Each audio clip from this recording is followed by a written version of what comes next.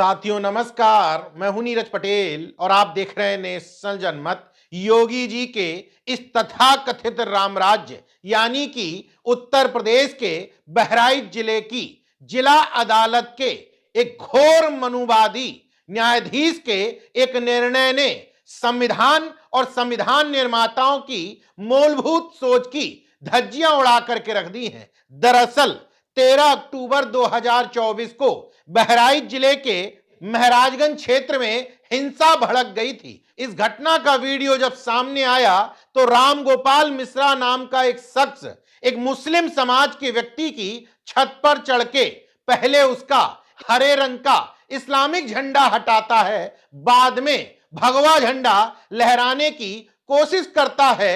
इसी बीच में एक तरफ से गोली आती है और राम गोपाल मिश्रा की मौत हो जाती है। इस पूरे प्रकरण की सुनवाई करते हुए बहराइच जिला कोर्ट के अपर जिला जज पवन कुमार शर्मा दुती, जो संविधानवादी नहीं बल्कि मनुवादी हैं, ये बात मैं ऐसे ही नहीं कह रहा हूं। इस प्रकरण में एक आरोपी को मृत्युदंड और 9 आरोपियों को उम्र कैद की सजा सुनाते हुए उन्होंने जो फैसला सुनाया है, उस फैसले में मनुस्मृति के एक श्लोक को कोड करते हुए न्याय देने की कोशिश की है, जबकि अदालत के किसी फैसले में मनुस्मृति या उसके श्लोक को कोड करना संविधान के अनुच्छेद 13 का घोर उल्लंघन है, जो कहता है कोई भी कानून या परंपरा जो संविधान के मौलिक अधिकारों के विरुद्ध है वह शून्य हो जाती है। और मनुस्मृति असमानता से भरी हुई एक पुस्तक होने के कारण घोर संविधान विरोधी, कानून विरोधी, लोकतंत्र विरोधी और सामाजिक न्याय की अवधारणा की विरोधी है। ये मैं नहीं कह रहा हूं, बल्कि भारत के संविधान की प्रस्तावना में जो सेकुलर शब्द लिखा है, यानी कि धर्मनिरपेक्ष या पंथ निरपेक्ष भारत के स्वरूप को बताया गया है। ऐसे में महज दक्षिणपंथी टोले में शामिल होने के लिए और सरकार की नजर में नंबर बढ़ाने के लिए मनुस्मृति के श्लोक को कोड करते हुए न्याय सुनाना संविधान के साथ ही संविधान निर्माताओं का भी अपमान है। ये बात मैं किस आधार पर कह रहा हूं? दरअसल बाबा साहब भीमराव अंबेडकर ने एक आध बार नहीं बल्कि मनुस्मृति को जलाते हुए बाबा साहब कहते थे, मनुस्मृति कोई तटस्थ नैतिक ग्रंथ नहीं, यह जन्म आधारित वर्ण व्यवस्था को वैध ठहराती है, स्त्रियों और शूद्रों को अधिकार विहीन करती है, दंड और न्याय में असमानता को नियम बनाती है। यानी कि मनुस्मृति स्वतंत्रता, समानता और बंधुत्व के मूल्यों की शत्रु है। 25 दिसंबर 1927 को महाड़ सत्याग्रह के दौरान मनुस्मृति का दहन यानी कि मनुस्मृति को जलाते हुए बाबा साहब ने कहा था, भारत का भविष्य शास्त्रों से नहीं समानता से चलेगा। जो ग्रंथ मनुष्य को जन्म से ऊंचा नीचा बनाए, अपमान और बहिष्कार को धार्मिक स्वीकृति दें, उसे समाज स्वीकार नहीं कर सकता। 1936 में बाबा साहब ने एनिलेशन ऑफ कास्ट यानी कि जाति का विनाश नाम की जो पुस्तक लिखी थी, उसमें वो लिखते हैं, जाति व्यवस्था की जड़ें धार्मिक शास्त्रों में हैं और उनमें मनुस्मृति सबसे प्रभावशाली है। केवल इतना ही नहीं, रिडल्स इन हिंदुइज्म नाम की पुस्तक में बाबा साहब लिखते हैं, मनुस्मृति नैतिक ग्रंथ नहीं बल्कि ब्राह्मणवादी प्रभुत्व का राजनीतिक दस्तावेज है। मनुस्मृति साबित करती है कि कानून अलग अलग वर्गों के लिए अलग अलग थे, अपराध और सजा जाति देखकर तय होती थी।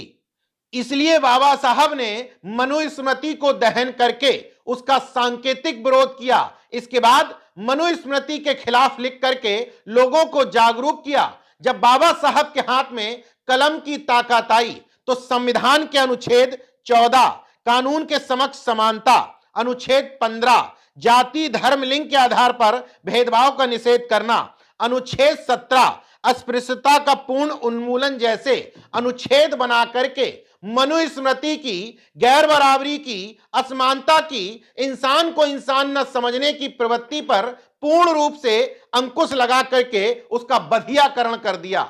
इस लिहाज से देखें तो घोर संविधान विरोधी लेकिन घोर मनुवादी एक ब्राह्मण जज द्वारा ब्राह्मण समाज के व्यक्ति की मृत्यु हो जाने पर मुस्लिम समाज के अपराधियों को कानून के हिसाब से नहीं बल्कि अपनी ब्राह्मणवादी और नफरतवादी सोच के हिसाब से मैक्सिमम सजा दे दी जो वो दे सकता था। हालांकि मैं सजा के स्वरूप पर सवाल नहीं उठा रहा, क्योंकि यह तो उच्च अदालतों में चैलेंज किया जाएगा कि पवन कुमार शर्मा ने कानून के हिसाब से या अपनी ब्राह्मणवादी मनुवादी सोच के हिसाब से यह सजा मुकर्रर की है। लेकिन सजा देते हुए मनुस्मृति जैसे घोर संविधान विरोधी ग्रंथ के किसी श्लोक को कोड करना यह पूर्ण तरीके से भारत देश के संविधान, लोकतंत्र और सामाजिक न्याय के विरुद्ध है। इसलिए नेशन जनमत इस फैसले की कड़े शब्दों में निंदा करता है। हालांकि पवन कुमार शर्मा इस फैसले के द्वारा जो चाहते थे उनका काम बन गया। दरअसल इस तरह के नफरत से भरे बयान या फैसले देने से न सिर्फ सरकार बल्कि सरकार के बाहर भी अंक बढ़ते हैं और दक्षिण टोले में ऐसे लोगों को उचित सम्मान दे करके सर्विस में रहते हुए अच्छी पोस्टिंग और सर्विस के बाद भी कोई मलाईदार पद दे करके उपकृत किया जाता है।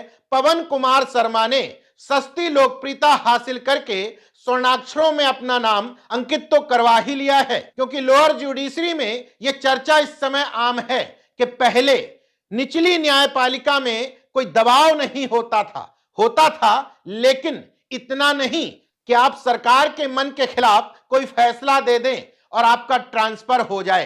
पहले निचली अदालतों में जजों का ट्रांसफर या तो व्यक्तिगत अनुरोध पर होता था, किसी विशेष कारण से होता था, या पूरी समयावधि पूरा होने के बाद ही होता था। लेकिन अब 20 सेशन में हो जाता है, सरकार के एजेंडे के खिलाफ कोई फैसला सुना देने पर हो जाता है, किसी मंत्री विधायक की ना सुनने पर हो जाता है। पहले अमूमन ऐसा नहीं हुआ करता था। यानी कि उच्च न्यायपालिका में जजों की नियुक्ति भले ही कॉलेजियम से होती है, लेकिन उस नियुक्ति को सरकार की प्रसाद पर्यंत माना जाता है। अब लोअर जुडिशरी में भले ही एग्जाम पास करके पीसीएसजे बनते हैं, लेकिन अब उनकी भी ट्रांसफर पोस्टिंग काफी हद तक सरकार और दक्षिणपंथी टोले की मदद से की जाने लगी है। इसलिए अब यहां भी सरकार की नजरों में अपने अंक बढ़ाने का चलन जो शुरू हुआ है, पवन कुमार शर्मा द्वितीय उसी क्रम को आगे बढ़ाते दिखाई देते हैं। हालांकि न्यायपालिका में कोई जवाबदेही नहीं। निचली अदालत को लगा उसने ये निर्णय दे दिया, ऊपरी अदालत को लगेगा वो फैसला बदल देगी, फिर और ऊपरी अदालत को लगेगा वो उसका फैसला बदल देगी। वास्तव में फैसला किसका सही था, किस आधार पर दिया गया था, ये न्यायपालिका में कोई नहीं पूछता, ना खाता ना वही। धरती के स्वयंभू मिलॉर्ड्स जो कह दें वही सही। देखते रहिए नेशनल जनमत, जागरूक और सजग बने रहिए। जय विज्ञान, जय संविधान, जय लोकतंत्र। धन्यवाद।